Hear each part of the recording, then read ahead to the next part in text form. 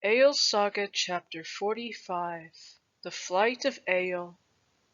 Egil went in the night and sought the places where boats were, but wheresoever he came to the strand, men were always there before him. He went thus through the whole night and found never a boat. But when day dawned, he was standing on a certain ness. He saw then another island, and between him and it lay a very wide sound. This was then his counsel.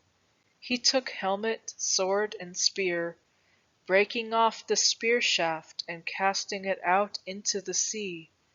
But the weapons he wrapped round in his cloak, and made thereof a bundle which he bound on his back.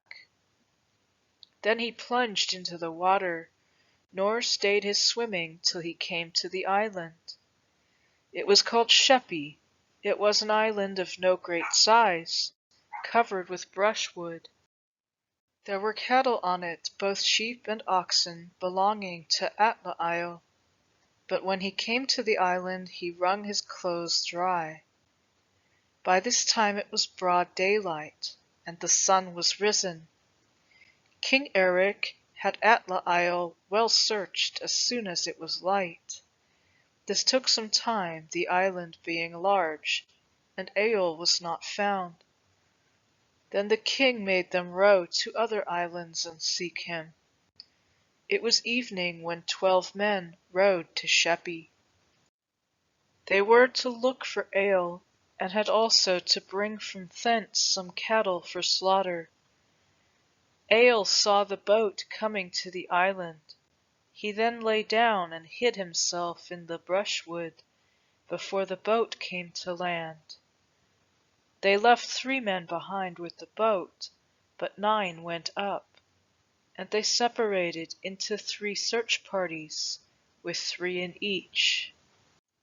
But when a rise in the ground was between them and the boat, then Egil stood up, having before got his weapons ready, and made straight across for the sea and then along the shore. They who guarded the boat were not aware of it till Egil was upon them. He at once smote one with a death blow, but another took to his heels, and he had to leap up something of a bank.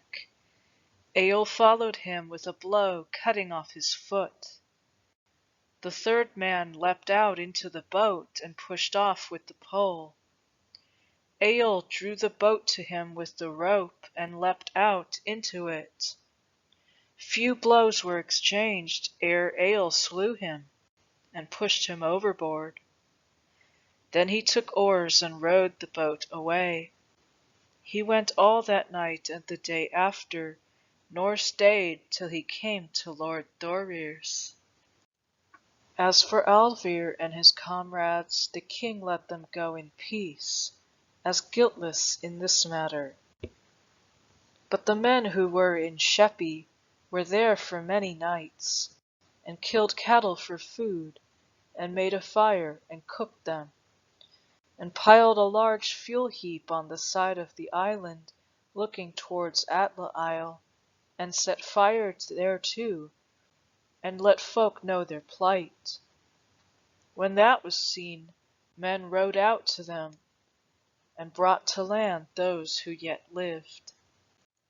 The king was by this time gone away, he went to another banquet. But of Alvir there is this to be told, that he reached home before Egil, and Thorolf and Thorir had come home even before that. Alvir told the tidings, the slaying of Bard, and the rest that had there befallen, but of Egil's goings since he knew nothing. Thorolf was much grieved hereat, as also was Erenbjorn. They thought that Egil would return nevermore. But the next morning Egil came home, which when Thorolf knew, he rose up, and went out to meet him, and asked in what way he had escaped, and what tidings had befallen in his journey. Then Egil recited this stave: From Norway king's keeping from craft of Gunhilda. So I freed me, nor flaunt I the feat overbold, that three, whom but I wot not, the warrior king's liegemen, lie dead, to the high hall of Hela down sped. Arinbjorn spoke well of this work, and said to his father that he would be bound to atone Egil with the king. Thorir said, "It will be the common verdict that Bard got his desert in being slain. Yet hath Egil wrought too much after the way of his kin, in looking little before him, and braving a king's wrath, which most men find a heavy burden. However, I will atone you, Egil, with the king for this time."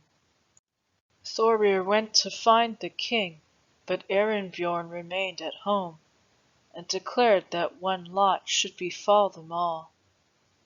But when Thorir came to the king, he offered terms for Egil, his own bail, while the king should doom the fine. King Eric was very wroth, and it was hard to come to speech with him. He said that what his father had said would prove true, that family would never be trustworthy. He bade Thorir arrange it thus: "Though I accept some atonement, Egil shall not be long harbored in my realm. But for the sake of thy intercession, Thorir, I will take a money fine for this man." The king fixed such fine as he thought fit. Thorir paid it all and went home. Thank you for watching. Please like and share this video, hit the subscribe button and notification bell, and feel free to ask me any question in the comment section below. Due to the sacred nature of these videos, I would prefer to keep them ad-free. Please help me to do that by clicking the Patreon link in the description box below and make a donation to this channel, or buy me a coffee with the Ko-fi tip jar link. PayPal is accepted, every dollar counts. Thank you for your support.